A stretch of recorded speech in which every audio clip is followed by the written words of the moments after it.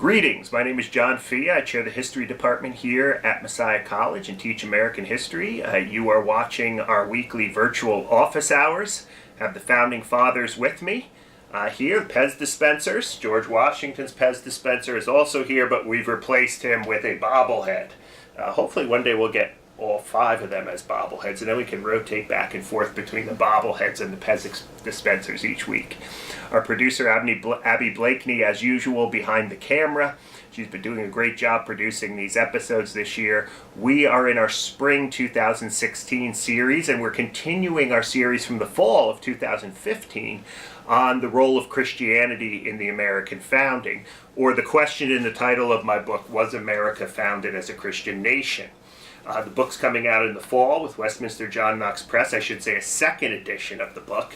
So we thought we'd revisit some of these themes.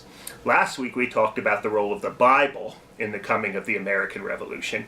Now I want to get into some of those founding documents that sort of were the foundation, if you will, of the American Revolution. Let's talk about today the Declaration of Independence.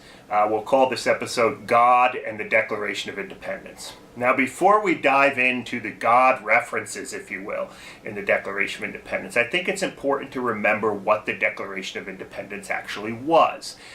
In many ways, it has a fitting title, because the Declaration of Independence was just that, a declaration of independence to the world that the United States was no longer going to be under the political authority of England.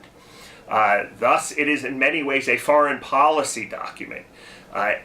The framers of the writers of the Declaration of Independence, especially Thomas Jefferson and his committee who wrote it, never really perceived the Declaration of Independence, if we want to talk about its original intent, like we often do with the Constitution. They never perceived the Declaration of Independence to sort of put forth any kind of new ideas about freedom or liberty. All of these ideas were basically part of the British Atlantic world at the time.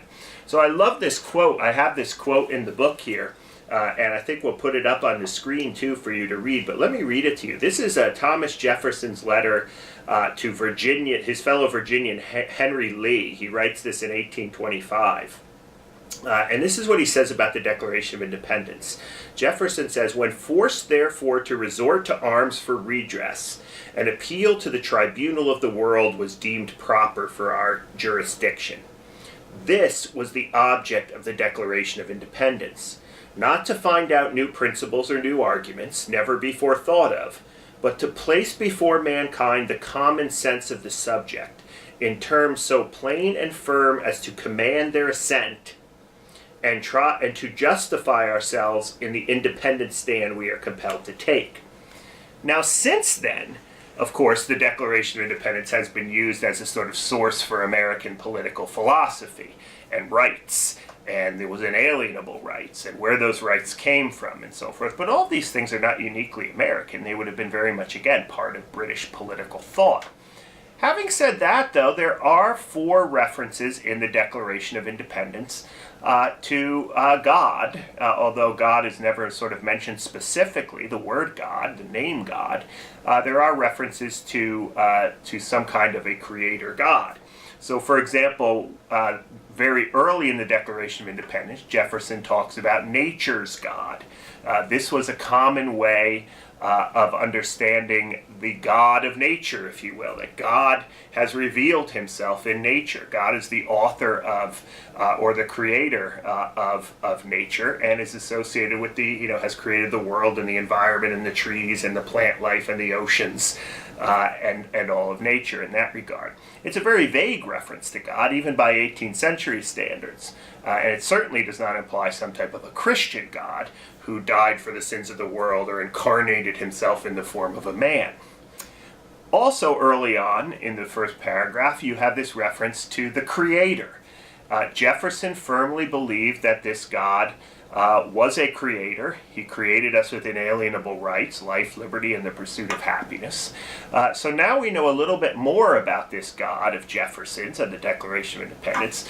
This God created human beings and created them with rights. Again, still very vague, but we do know that this God created Doesn't necessarily mean, again, he died for the sins of the world or was a Christian God. We don't get references to God again in the Declaration of Independence until the last paragraph. And there, God is described as a supreme judge of the world. So now we know a little bit more. Not only is this God the God of nature, not only is this God a creator, but he also will one day judge men and women.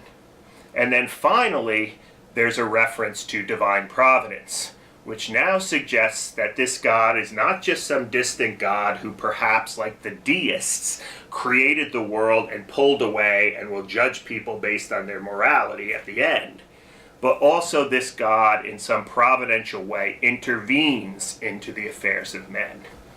Is the Declaration of Independence a Christian document?